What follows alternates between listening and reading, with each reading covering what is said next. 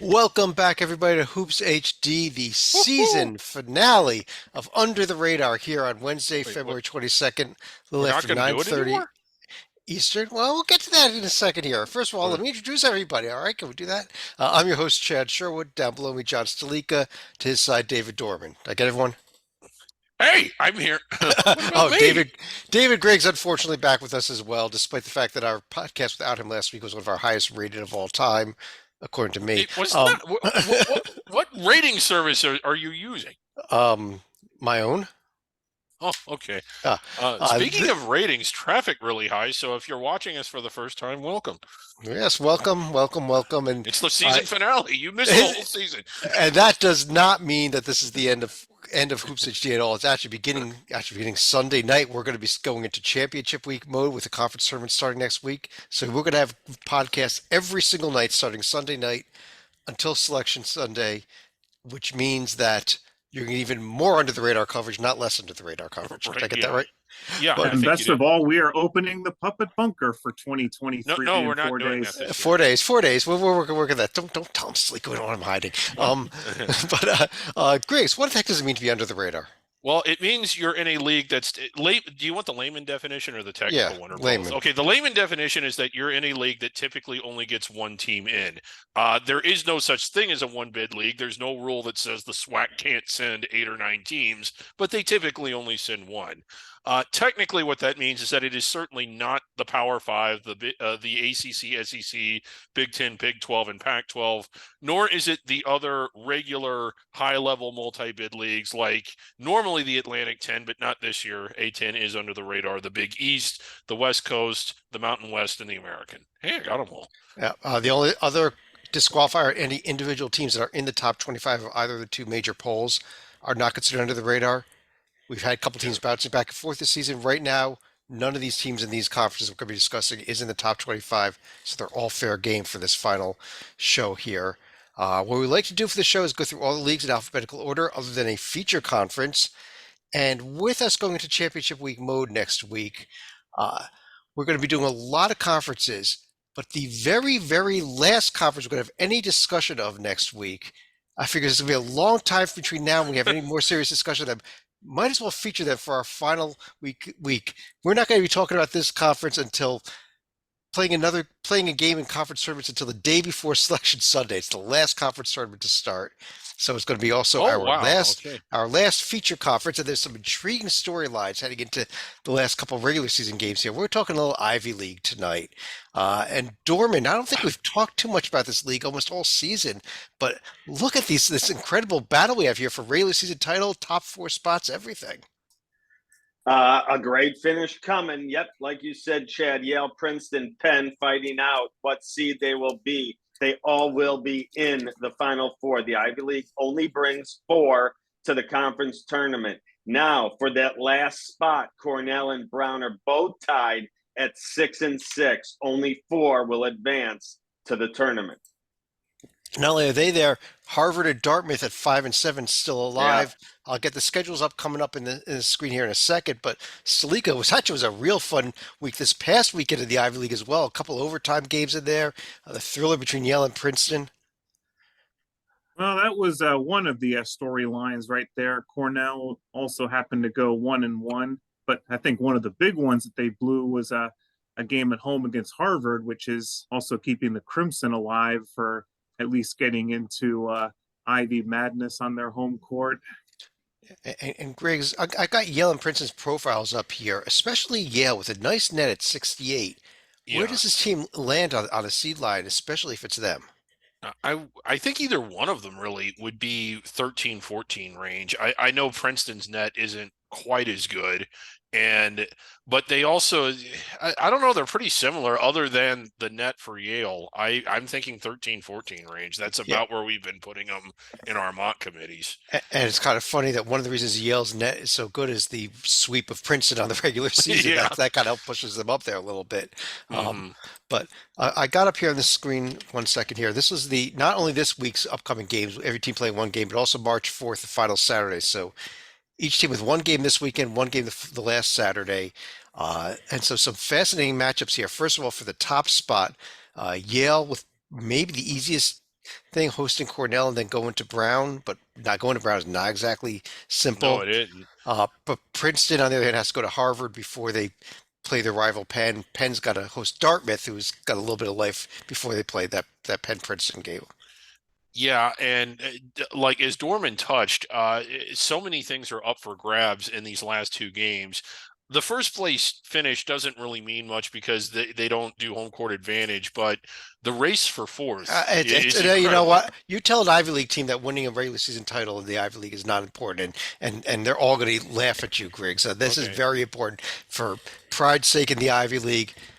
Does throw in an NIT automatic berth as well if should you slip up in the Right. in the conference tournament. So I don't think you Well, play for nothing by playing for that one seed. yeah, but it's just kind of funny. Like we might, even if there wasn't a 14 tournament based on Ivy League rules, we might have a four-way tie, which would give us a four-way tournament.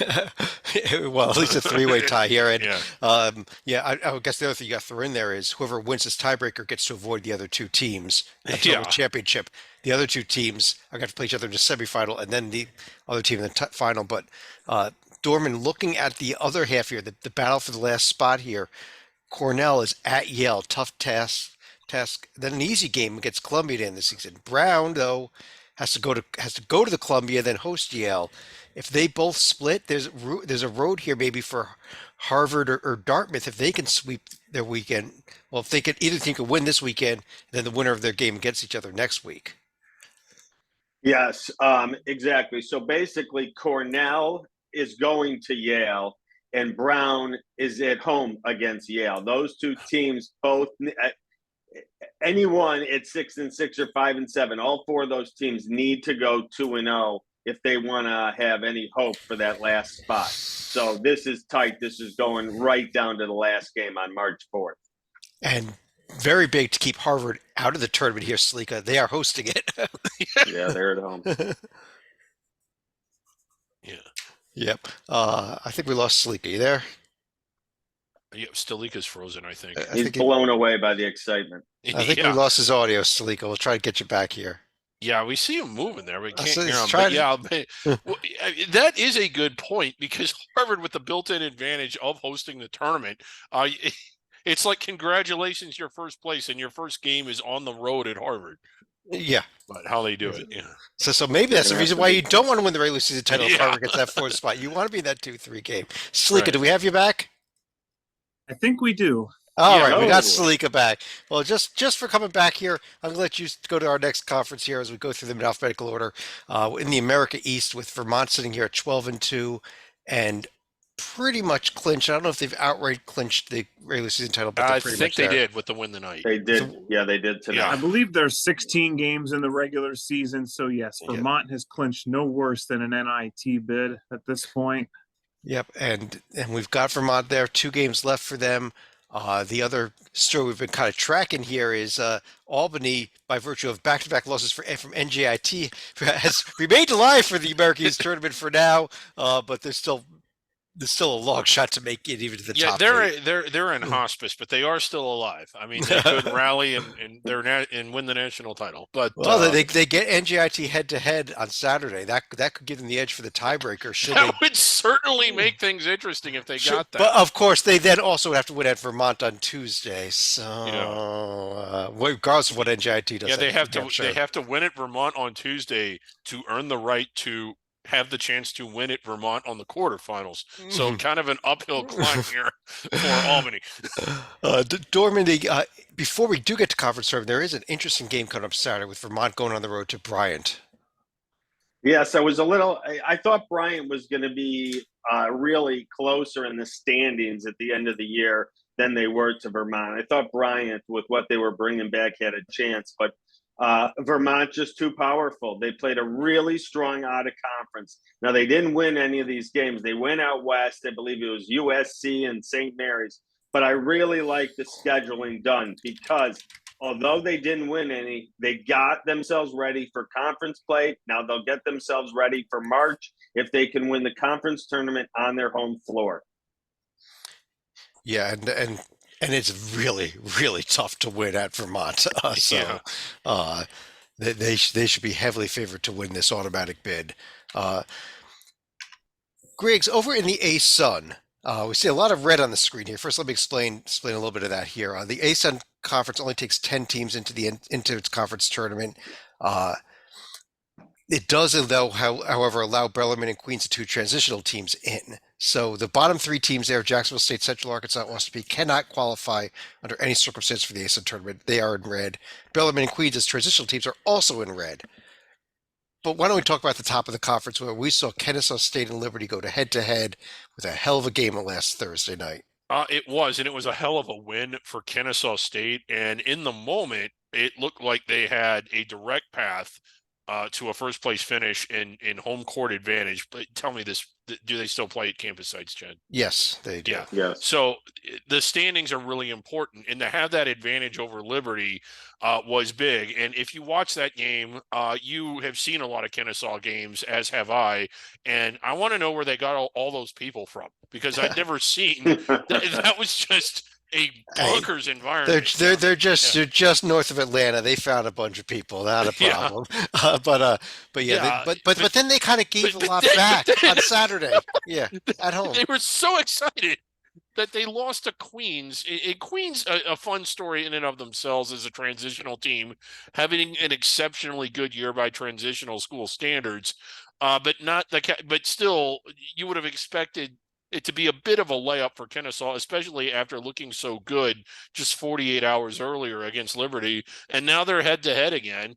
And is that the tiebreaker, or did they play Yes. earlier in the No, year? no, So that- Kennesaw still has a direct path to being the first.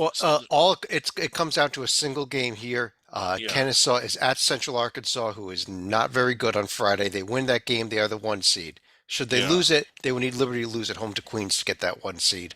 So that's the path to the 1 seed right now. All those games Friday. The other big thing coming up here Friday is Florida Gulf Coast, Jacksonville, and Queens. 2 out of those 3 will make the top 10. That will all be decided on Friday as well. Gulf Coast, I believe, absolutely is in the top with a win. Queens also is in the top. Jacksonville will need some help, at least one, if not both those teams, to lose to get in. Okay. We'll get that all confirmed on the website later as well. But Yeah. Stalika, let's jump over to the A10.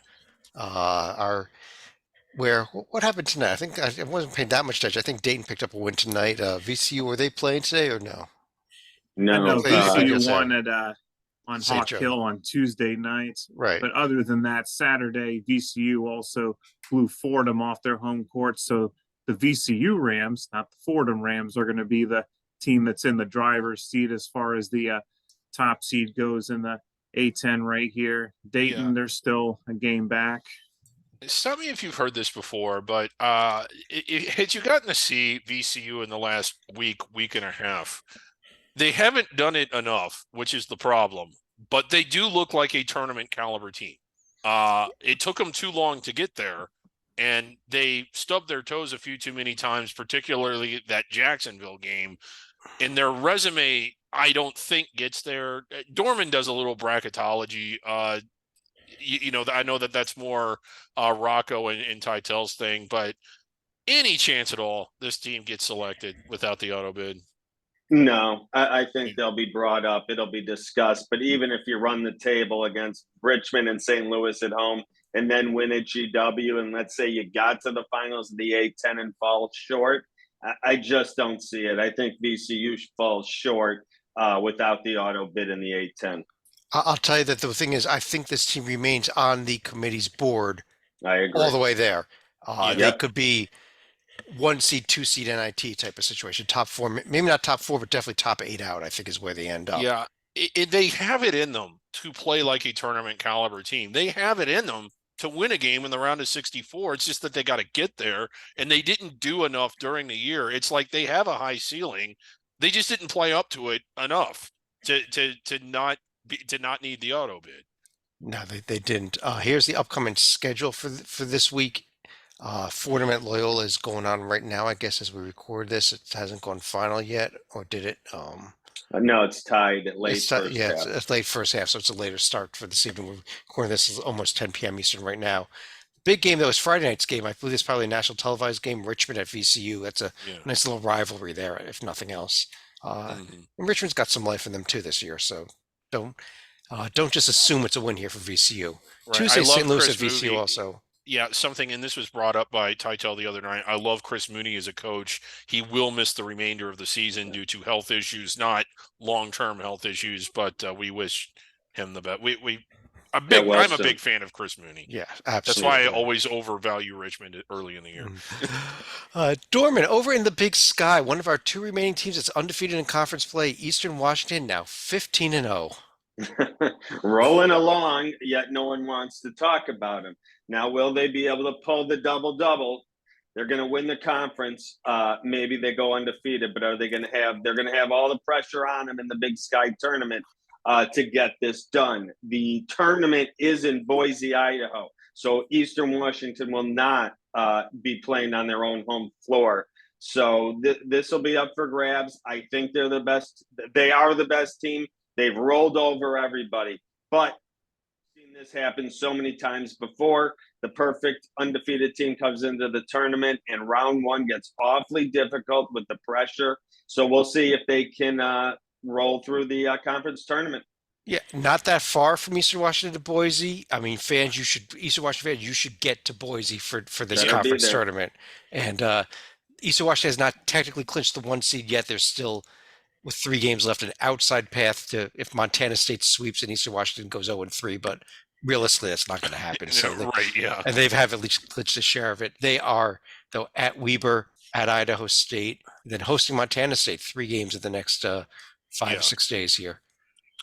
Right. And, they've just blown through this league. Yeah. Stalika, over in the Big South Conference, we've got UNC Asheville, who I believe has now clinched the regular season title here.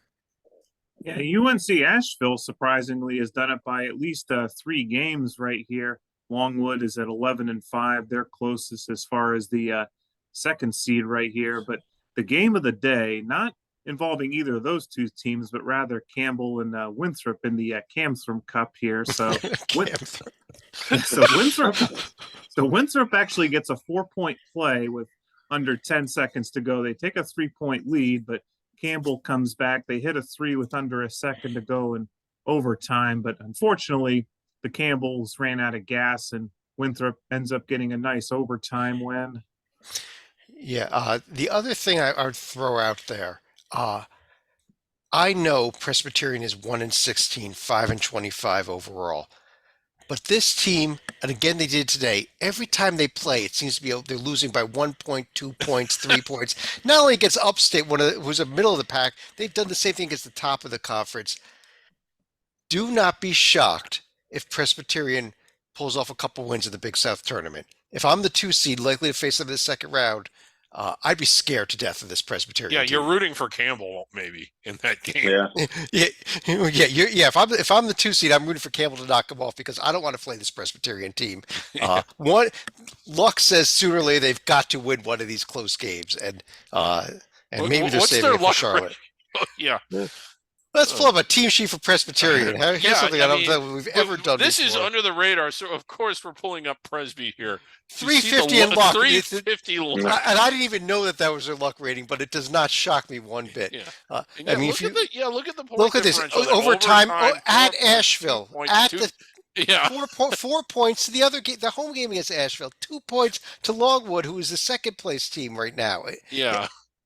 Even 5 points to Charleston earlier this year. It's. I remember that Charleston game. Yeah. We've seen teams like them make runs to the conference championship game. Yeah. Do not be surprised. Last games of the regular season here, Longwood Gardner Webb, I guess, is going on right now as we record this. The others, sorry, that's actually tomorrow night. Yeah, tomorrow night. And the rest of the games there coming up this weekend as they finish out Big South play. Griggs, Big West Conference. Where love the Big West. Look at this now. It's now a 2-game lead for Irvine over Riverside and Santa Barbara, who's been going very much in the wrong direction with back-to-back losses. Yeah, and really not looking good in the last week or two. They've dropped 2 games in a row, but even before that, even the games they were winning, they weren't looking that impressive. But the Eaters, we really liked them out of conference. I think we liked them as early as November. didn't quite do enough to land inside the bubble like we thought they might, but one of the better teams in this league. They've strung together a lot of wins, and this is not an easy league to win in. It's not easy to go to Davis. It certainly isn't easy to go to Santa Barbara. Some of their losses, Beach isn't very good, but it isn't easy to go there. It's not easy to go to Fullerton. So, I mean, I think that they've been tested. It's not easy to go to Hawaii. Wouldn't shock me if they didn't win that one. But this team is built to really ruin someone's day in the round of 64. Whoever draws them better not overlook them. Yeah, And every year, the Big West, not every year, but often, it seems like at the under 8, at the under 4, that team is right in there in the round of 64.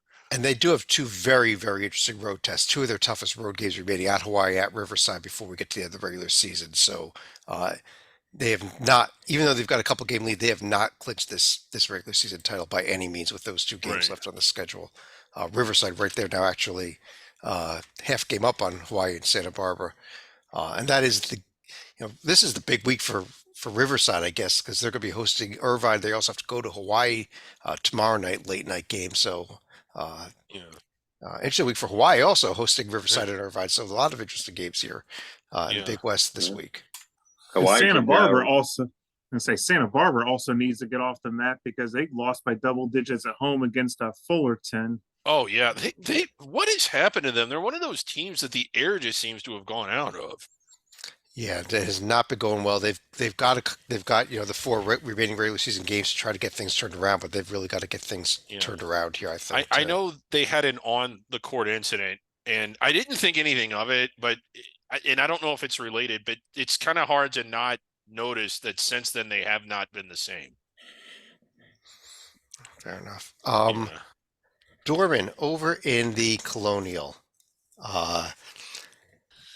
We remain here in this tie, at least at the loss column between Hofstra and Charleston, but Hofstra's still with the inside track of the 1 seed. Just need to get one more win to get it.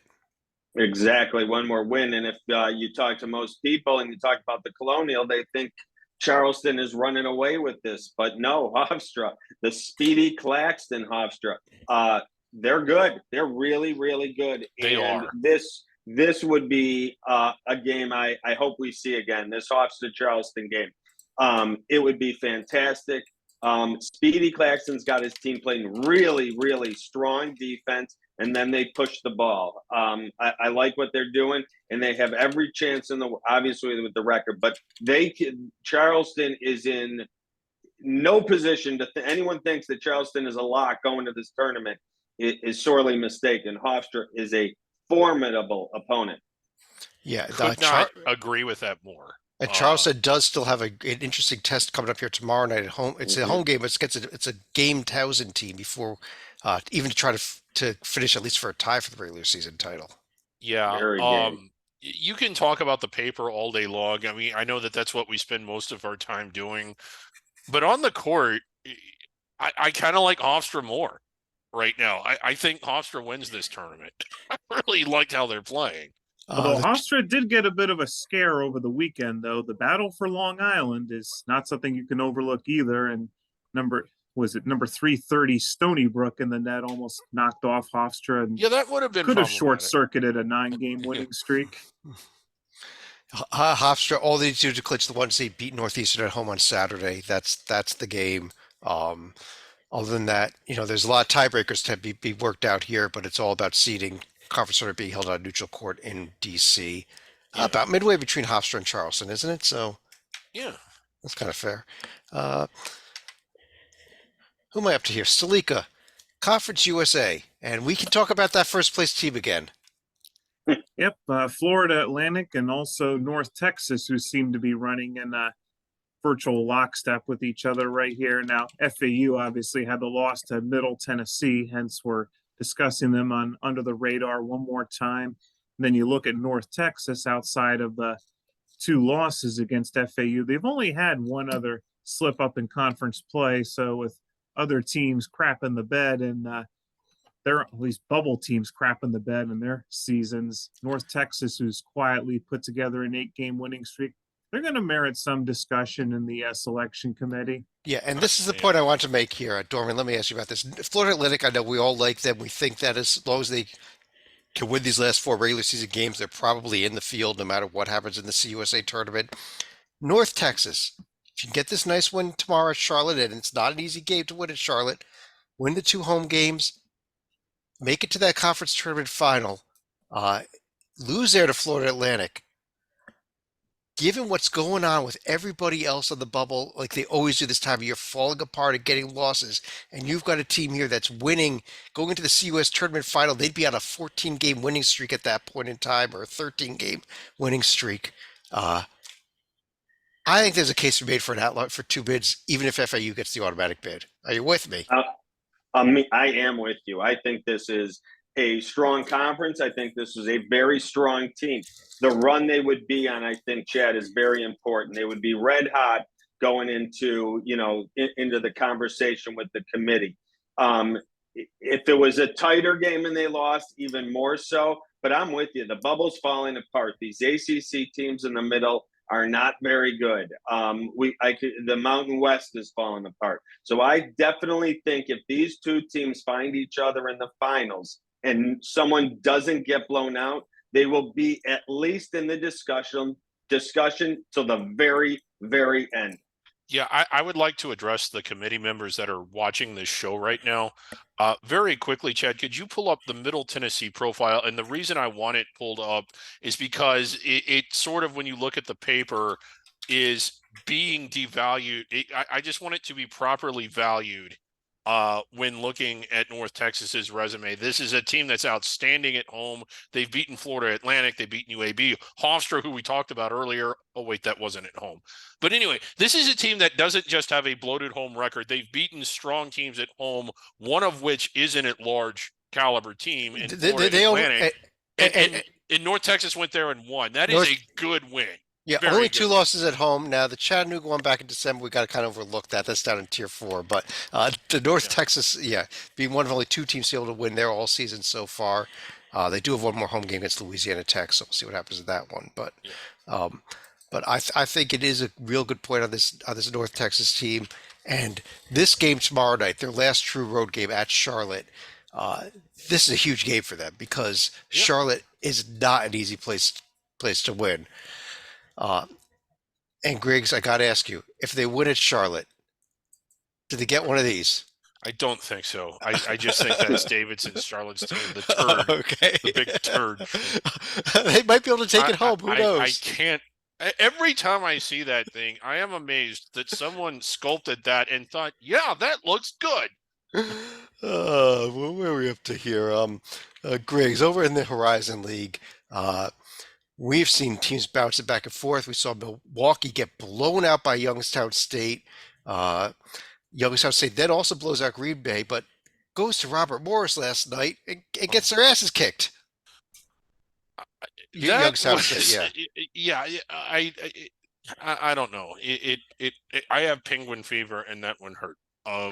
But they do own the tiebreakers over Cleveland State, so they're still in path for the 1 seed at least here. Right, and they got to win that last game. They do have just the 1 game remaining, and then it really doesn't matter because it's at a predetermined site and it's standard seating. And that last game, it happens to be at IUPUI, by the way. Yeah. It is on the road, but it's IUPUI. Right, it is IUPUI. 2-25 against D1 competition this year, a centenary candidate. Meanwhile, Cleveland State has to go to Green Bay. Okay, they should win that, but then they got to go to Milwaukee on Saturday, which is actually probably going to decide second place in the league. Yeah, it probably will. But if Youngstown can do it at IUPUI, they can wrap up at least a share and then win the tiebreaker. So a really special year for the Penguins. But it's going to come down to the conference tournament. And when you watch this conference, 8 and 1 are not separated by that much. Now, 10 and 11 are, but 8 and 1, it's pretty close. Throw this out there also, heading into tomorrow night's games, Antoine Davis is 124 points behind Pistol Pete with 2 regular season games in a conference tournament, at least 1 conference tournament game. Got to average over 40 a game to get there unless they can win that first conference tournament game and get a second game, or the CBI gives a call. CBI gives them a call. And the 8th seed plays the 9th seed, remember, in the first round. So it's 50-50. They win that game. and he would get 2 games in the Horizon League tournament. So And then you're down to only average 30 instead of 40. So that definitely gives him a real shot here of catching Pistol Pete. Yeah. All right. Stalika over in the Metro Atlantic, where Iona now has a 2-game lead. I think is Rick Pitino done crying about injuries yet? I don't think he'll ever be done crying about injuries, but Or it's a something. different tune that we've been singing about 2 weeks ago when we were having a flavor of the month. What it seemed for like 4 or 5 straight weeks, where Siena would come out of the weeds one week, Ryder would come out, Quinnipiac would come out, but Iona at least getting the wins at home against Manhattan and also at St. Peter's. I think they have clinched no worse than a tie for first right here, assuming this is an 18-game conference schedule. I believe it's actually a 20 game. They still have 2 weeks left to go. So, Yeah, so no, yeah. they've not done it. Yeah. Yeah. Right. Their conference tournament is the last week, but yeah, they've got 2 games this week, 2 more next week. So not quite there, but all but there. But the big game, Griggs, this week is actually Friday night Siena Ryder game between the 2 teams tied for second. Yeah. And probably the bigger showcase game there. And then followed up with Siena at Iona Sunday. So yeah, which is always fun. So, well, not only was fun, but it's 2 of the top teams in the conference. right. Yeah. Griggs, Mid-American Conference, where last night was a heck of a night. Yeah, it And, was. well, we expected 2 great games. We ended up with kind of 2 blowouts. Toledo, Yeah, taking care just of 2 Akron, Ball clunkers. State, Kent State. Yeah, sorry to talk over you there, but yeah, it was kind of 2 clunkers. What was appeared to be a showcase night in the MAC turned out to be a change the station night in a MAC, and Kent State getting beaten pretty handily, which Yeah, I that's- thought was kind of a surprise. But I've been so big on Kent State all year. Toledo was who we really liked going into the year. In fact, like we thought they were one of the teams that could land inside the bubble. Didn't do well in some of their early season tournaments, but you look at them now and suddenly they're doing fantastically well. Yeah, I believe this is the team to beat now in the conference here. Dorman is Toledo. I'm done with Kent State for the moment. Especially Toledo should go have 2-0 this week with Buffalo and Central Michigan. I'm with you. I'm a Rocket. Kent State, who I was all about even 3 weeks ago, has just not looked like they had to start the MAC season, and they're taking losses, and even their wins haven't been pretty. This is going to be a great conference tournament. The top 4 seeds are all strong enough. Nothing would surprise me there. Then the 5 through 10, 5 through 9s are all bunched up tight as can be there too. So all these last remaining games will get the seeding figured out. But this will be fantastic. The 1 through 4 seeds are really good. The MAC is playing better basketball than they have in the last 5 to 6 years. Yeah, If it that looks doesn't like sound crazy enough, Mother Miami has had a more successful week than Kent State has had. The Redhawks have suddenly won 2 in a row, and and but they play spoiler. only 8 teams in this conference tournament. So there right now, as you can see from the screen there is a big battle for that 8th and final spot. It looks like the top 7 are probably in play, not quite clinched yet. The big game though this week is actually going to be Tuesday's game, Ball State Akron, the battle between the 2 teams currently tied for 3rd spot place here. Yeah. This conference tournament, just to echo what David said, He already said it. Let's move on. Yeah, he already said it, but it's one of the better. It's one of the better conference tournaments. Certainly one of the better under the radar tournaments. But it is a show in Cleveland. Seriously, moving on though now, Dorman, over in the MEAC, where we've got Howard still in first place, although they did lose the game Monday night to Morgan State. Right, which brings Norfolk State back into the picture if they would like the top seed, if they want to win out. But again, Maryland Eastern Shore and UNC Central right there also. So Howard, who looked like they had this all but wrapped up, clearly does not anymore. We'll see. They have the inside track, and here's another great conference tournament coming because the 1 through 4 seeds again. I can make it a case for all 4 of them winning. I really believe it's that tight. And how about a little shout out here to Delaware State, who's one of the last teams to get a win this season. Now up to 4 conference wins. This team has been. Did they win our centenary? They almost won our centenary a few times, and yeah, they've won it a couple of times. I think. So a little shout out to Delaware State having a better year than we expected here. The big games this week, though. Howard on Saturdays at NC Central. That is probably the biggest game there. Yeah. Followed by Norfolk State at NC Central Monday night. So it's a big week for NC Right. Central to make a move up too if they want. Yeah, in the conference regular season has been more wide open than we thought, at least more wide open than I thought. I thought really since October, and I think you guys were with me, that it was going to be Norfolk and Friends. Yep. Is the conference tournament wide open, or is Norfolk finally going to be Norfolk and just blow through it? Remember, it's in their home city too. That they It's in do plays Norfolk. at the old Norfolk Scope, home of Yeah. of what is it, WWE wrestling or whatever. WCW. WCW Yeah. wrestling. Thank you, Salika. Missouri I Valley Conference. Didn't know that. I thought WCW was gone. Anyway, I don't know. It probably is. This was like a ninth. This arena's been around forever. Right. I just have to refresh the screen there. Get a couple of more scores from tonight on the screen there. Salika, Missouri Valley Conference, where Drake and Bradley both found ways to win games. Not too much struggle tonight to remain tied for first. Not too much of a struggle tonight. I mean, there was a little bit more of a struggle on Sunday for Bradley, who got the close win at Southern Illinois, and it's going to set up a major showdown on Saturday on ESPN2 between the Bulldogs and the Braves. Yeah, Saturday, this is or Sunday. Sunday. This is the game of the season in the conference. Clearly, with Drake and Bradley going head to head to determine who gets the regular season crown, gets the NIT bid should they not do the double as well.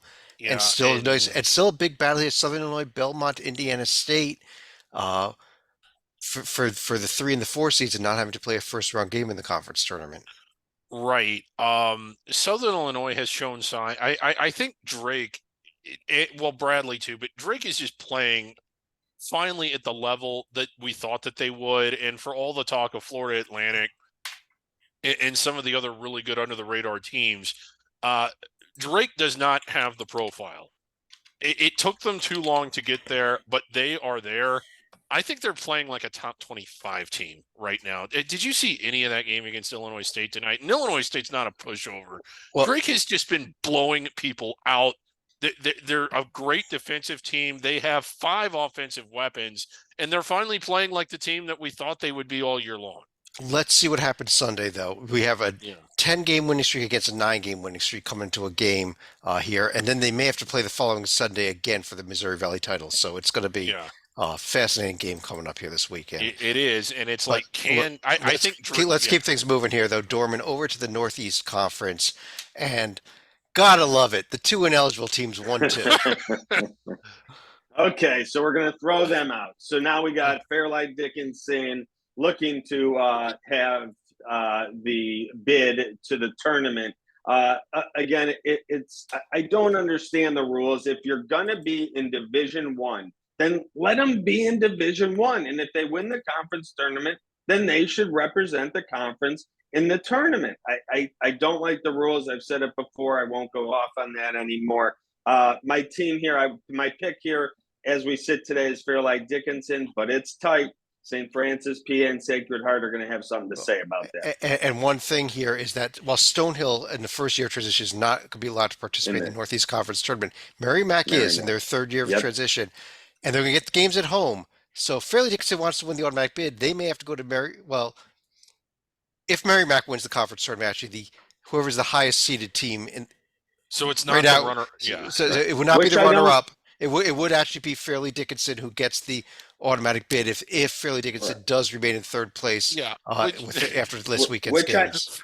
Exactly, and I don't like that again, because if they do get to the championship, it's meaninless because It's they're totally going anyway. So I just don't like the rule, and I don't agree with it. What Sorry, makes Mike, it go what ahead. makes it a little more interesting is kind of have the situation we had with Bellarmine. What if Fairleigh Dickinson does win their last 2 games here at SFPA and home against St. Francis Brooklyn? Actually, the game tomorrow night at SFPA is a huge game, which actually could determine who the default team is should Merrimack win the Right. conference tournament. But let's say it ends up being Wagner versus Merrimack in the conference tournament championship game. Merrimack is actually playing for Fairleigh Dickinson or SFPA, like we saw with Jacksonville State and Bellarmine last year. So it's just wild and crazy. Well, and it ruins, in my opinion, or at least taints. I won't say The game. ruins. What is the showcase event, not just for men's basketball, but for the entire Northeast Conference athletic year. But on the other hand, Griggs, it is a great highlight moment for Merrimack if they get to play a conference tournament championship game at home. Like Yeah, we if I saw with work in the I league mean, office, I how don't exciting care. was it when Bellarmine won that championship game last year? Exciting for Bellarmine. I don't think the ASUN was too happy about it. They still got a team in, didn't they? Yeah, yeah. Stalico, Ohio Valley Conference. Congratulations to the regular season champion Moorhead State Eagles. Locked it up tonight with a win in Eastern Illinois.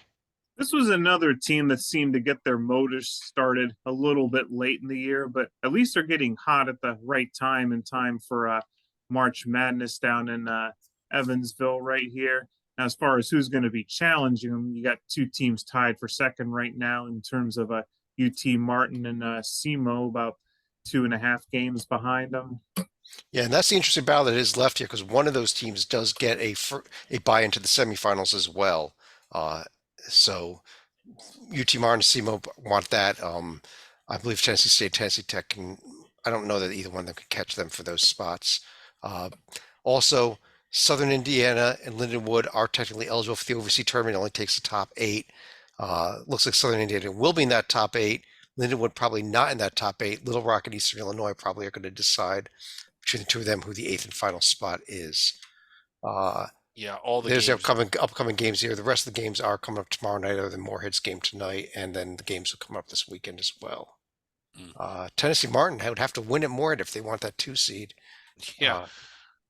Kind of an interesting game Saturday, depending on how everything plays out. Is that a de facto elimination game, Lindenwood and Little Rock, if everything works out? It could be. Yeah. It could be the battle for the final spot in the OVC tournament. Though Eastern Illinois is still in that mix too. Yeah. Griggs, Patriot League. Colgate actually had a little bit of a battle tonight. I was watching a lot of this game at Lafayette, but did find a way to pick up the win.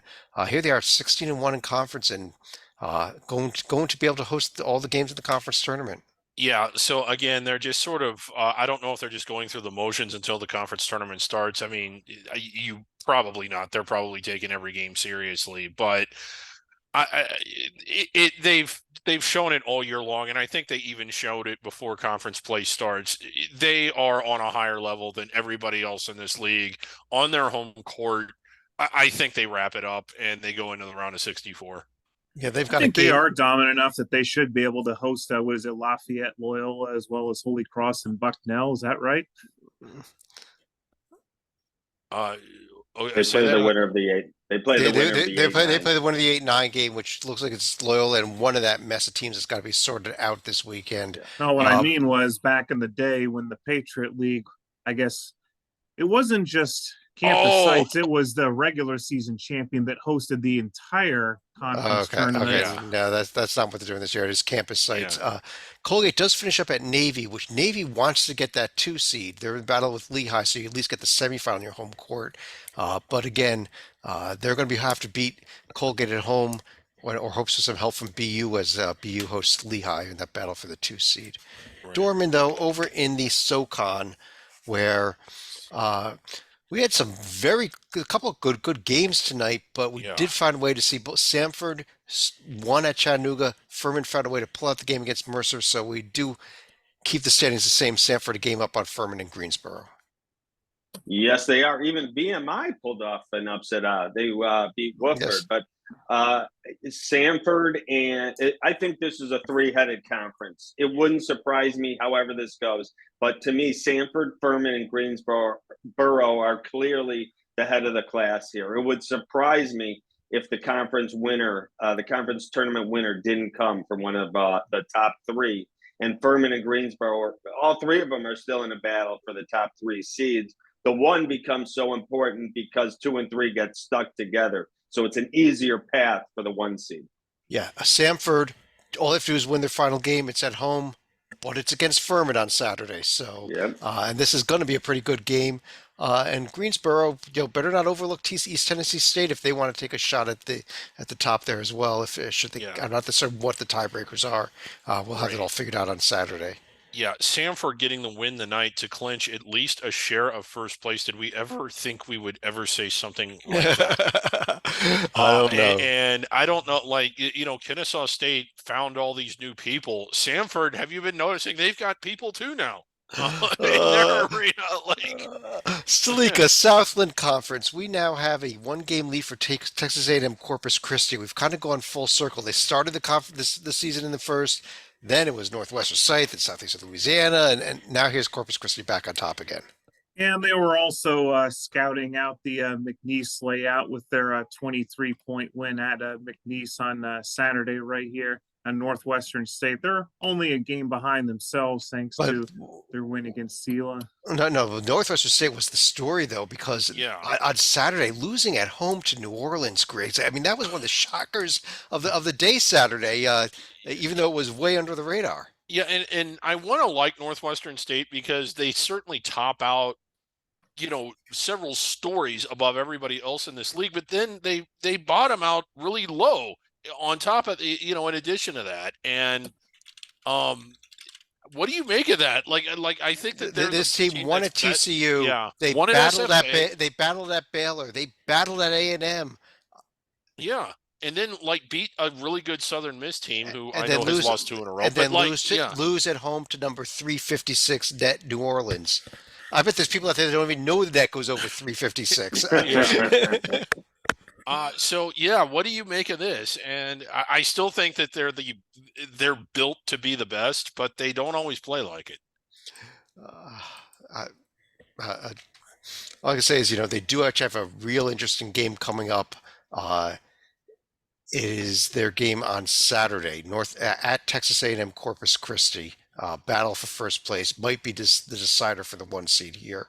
And a ladder format in this conference tournament, the top 2 seeds do get buys to the semis. Those top 2 teams look like they're in line for that, but 2 more weeks left, another 4 more games left for this conference, so we're not quite locked in yet. And only 8 teams make it. And if you look at the bottom there, 7, 8, 9, and 10 are all tied. 2 will make it. 2 will be going home. Texas A&M Commerce is eligible for this conference tournament as well, so they will be one of the 8. It looks like. Yes. Who am I up to here? Dorman, I guess, over in the SWAC. Alcorn State continues to lead the way. Yes, they do, but Grambling is right there. They beat Southern over the weekend in a great game. I believe it went to overtime, but either way, it went right down to the battle. Yeah, it did go to overtime. Southern was there, went back and forth. It was actually a really, really well played basketball game. Grambling pulled it out. And that was huge because they would have been right there for the 2 seed, but now Southern's 2 games back. To me, the conference tournament comes down to Alcorn and Grambling. I think they're better than the rest, but Southern can easily, like over the weekend, Southern can beat either one of those teams. Yeah, and only the top 8 in this conference tournament. There's some battles there, with still everyone having 4 games left. Mississippi Valley State not quite eliminated, but close to it here. I guess there might be 3 games left here, but coming up this weekend, Alcorn is hosting Prairie View, and then hosting Texas Southern. Texas Southern, team that was way down the standings early, has now looks like they're in pretty good shape to at least make the top 8, Griggs, and it could be a very dangerous team should they make that top 8. Yeah, they were. They were the team that I thought was going to win back in October, but haven't shown it yet. But yeah, they can be pretty dangerous. Lots of parity in this league. To add on to what Dorman said, Grambling Southern, not only was it a good game, not only was it a big rivalry, we'll get to but this a in a good minute. showcase.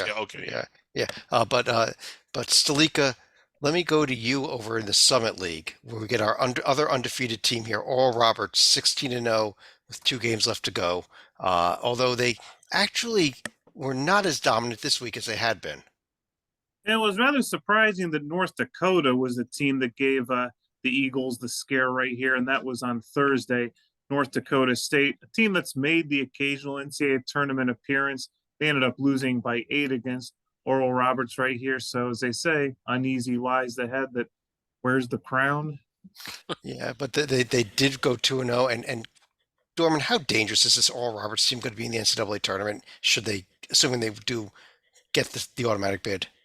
Extremely. Everyone will have Oral Roberts as their upset special in the first round, and I can't blame them because this team will be good enough to beat. I see them getting a 12 or 13 seed at worst, which gives them a 5 or a 4 seed against. And there's not much difference between Oral Roberts and a 5 seed. They'll be that game will be a battle right down to it. Yeah, and they're going to be spending the rest of their season until the NCAA tournament in South Dakota, I believe. Thursday, they're at South Dakota. Saturday, their toughest game of the regular season, actually, which they have not played yet, at South Dakota State. And then they're going And to the probably conference tournament in South Dakota is in South Dakota, which means if they do end up with South Dakota State in the championship game, that's not exactly easy. And heck, the way the standings look, there's a chance the 1A game could be South Dakota, could be the Yotes. So it's not exactly. They may have a tough road to get there, but I still think they're going to do it. Yeah. Griggs, over in the Sun Belt Conference, we are back to a tie between Marshall and Southern Miss. Thanks to Southern Miss having a really Rough stretch. rough stretch here. They got blown out by South Alabama, bounced back with a win over Georgia Southern, but then they lose tonight at Old Dominion. Yeah, in Old Dominion, a decent team. I don't want to say that it's easy to go there and win, but Southern Miss, up until about eight days ago or so, was looking like a team that it's like, could they make a run at the bubble? I mean, this is just a really solid looking team. Now they've kind of fallen back to earth, and all of a sudden it's a three-way race again. Well, I think it's a two. Well, I guess Louisiana only one game back of the loss column, and we do still. Yeah. But are we? I believe we're finishing up this. Yeah, we weekend. are. So I don't. Some teams already being eliminated from this, or are they? No, they're all in it. All 14 teams will be going to Pensacola here. Yeah. The Arkansas State Louisiana game has not quite gone final yet. I guess it's going on right now. Louisiana's up big, so they should be up to 12-5 by the end of the night. But there's like at the end of the season here. Marshall has a road test at Old Dominion. Southern Miss a easier road game at Texas State. Favor Southern Miss in that regards, at least. Well, Marshall passed their test tonight at James Madison with flying colors here, so I could see the Herd probably getting the 1 seed right here. Yeah, we could pull up a couple profiles here. I don't know who won head to head when they played this season. Was it?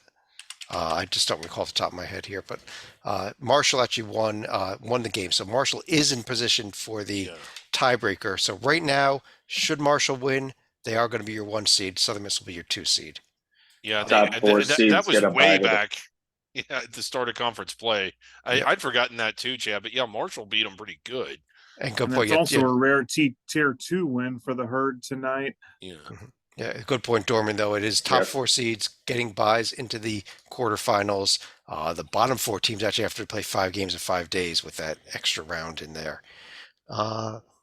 Stalika, the WAC. Utah Valley now with a 2-game lead. Still another week and a half to go.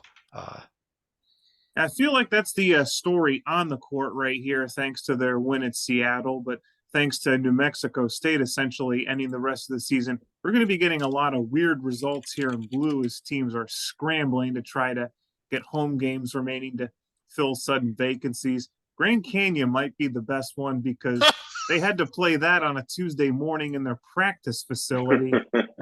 Yeah, the WAC, I don't have it to show on the screen here. They do use this resume-based seeding system. Right now, though, Utah Valley is in line to be the 1 seed. Sam Houston fairly comfortably in the 2 seed spot, even though there's tied in the standings with Southern Utah. Those are looking like your top 2 seeds. Southern Utah and Seattle would be the 3 and the 4 seeds. The other teams getting first round buys. All 12 teams other than New Mexico State in this conference tournament, including Tarleton and Utah Tech this year.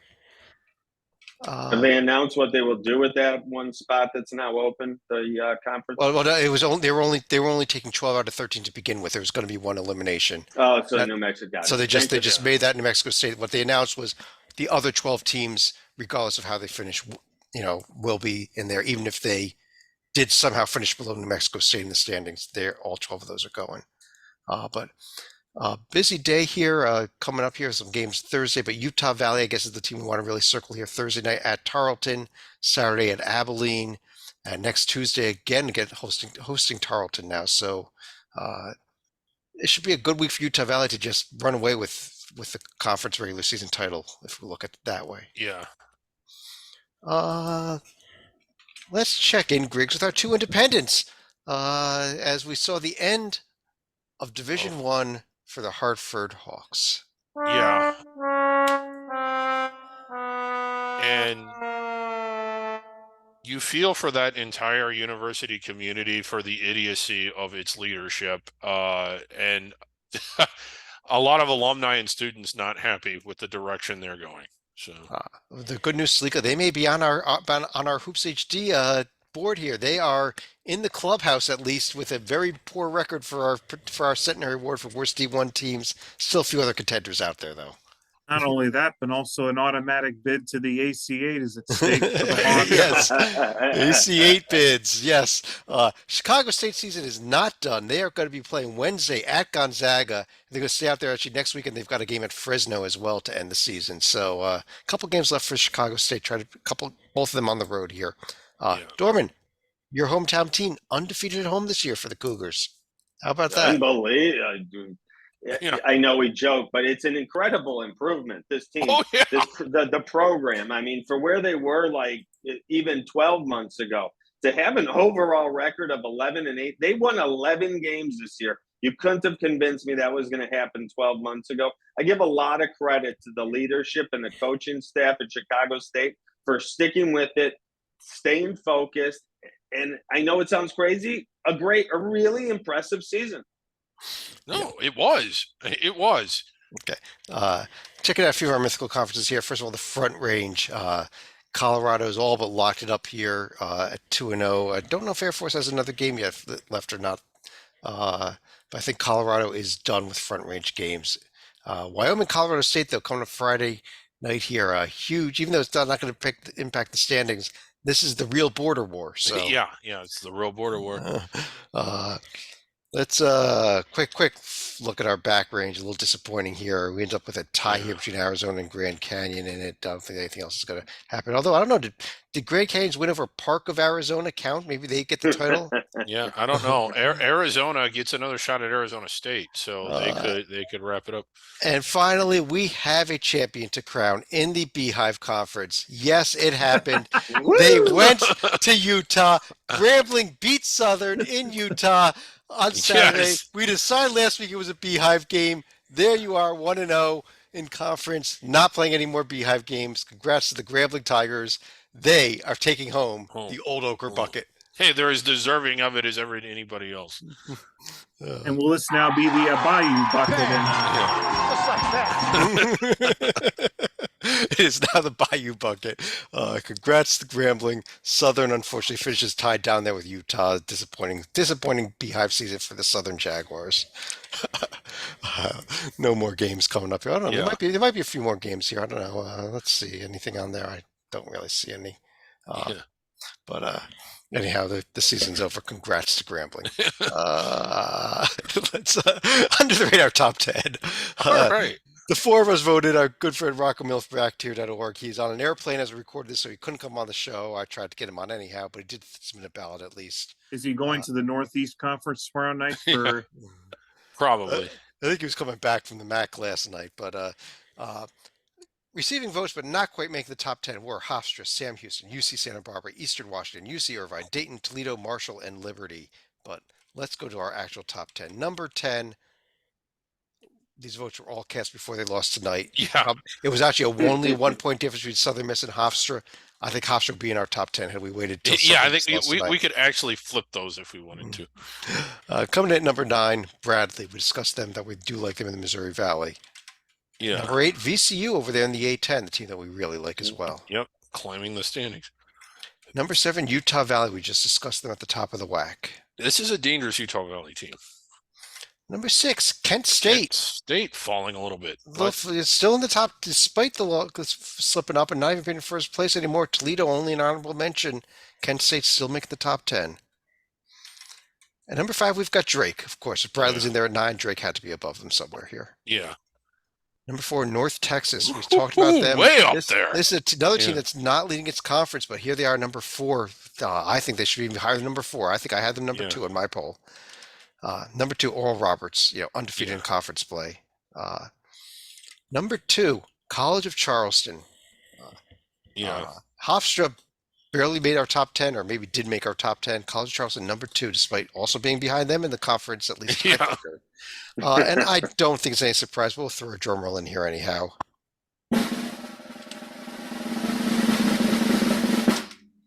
The Florida Atlantic Owls, our final Yeah. Hoops HD under the radar top 10 number 1 team. On that note, let's go to our final thoughts of under the radar season for 2022-23. Slika, why don't you start us off? It seems like all good things have to come to an end at some point. Our Under the Radar podcast for the season, Austin Peay's Arena had to come to an end, and that came to an end in a, shall we say, spectacular fashion. Because apparently, I guess North Florida was not prepared to end that arena, so they got into a little fracas on the court and off the court. Because if you saw the video there, like North Florida's team and their AD were rushing into the hallway because apparently there was a bigger fracas going on behind closed doors. Yeah. Dorman. At Hoops HD, we give our under the radar conferences love all year. But if you're not as familiar with these conferences, they take center stage the next 2 weeks. Don't wait to the championship game to start watching these games. I don't care what round it is, quarters, first round, semis. The basketball is fantastic. When you're playing for your lives, everything's on the line here. Only one team is going to the tournament. That's going to be your champion. Make sure you get a hold of these games. The seniors are playing their last season. It is just fantastic ball. The coaches are giving it all. The fans are getting behind it. I love this time of the year. Yeah, and it all begins Monday with the 8-9 and the 7-10 games of the ASUN. We are going to cover every single conference tournament game, literally. Beginning Sunday night, we'll do our preview, our first show. It's our first championship week video notebook. We'll be previewing the 7-10 and 8-9 games of the ASUN. Have our whole Hoops HD panel here to preview the 2 most meaningless games of championship week. It'll be great fun.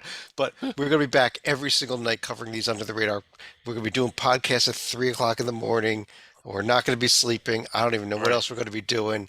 But Griggs, you want to finish out the show here for us? Well, that was, I think you just kind of finished out where I was going to go. This is a fun time of the year. For me, it's the most fun period on of college basketball for sure, but of all of the sports calendar. Not so much the Sweet 16, but everything that happens from Monday to the Sweet 16. I can't believe that Under the Radar has come to the end, but God, it's just getting ramped up. And every night, even like from those early round and opening round games of the small under the radar conferences, it just feels like it's March. Yeah. I guess on that note, I do want to thank everyone for joining us. We will actually be back tomorrow night. We'll be doing a bracket rundown show. We'll have a few more of those during the course of championship week as well. Monday night, we'll have a Hoops HD report and a video notebook, but begin tuning in Sunday evening. You may have to wait up till 3 o'clock in the morning to watch our podcast. We're recording it too, but or watch them the next morning if worst case scenario. But anyhow, on behalf of John Salika, David Dorman, David Griggs, I'm Chad Sherwood. Thanks for joining us. Talk to you again tomorrow night.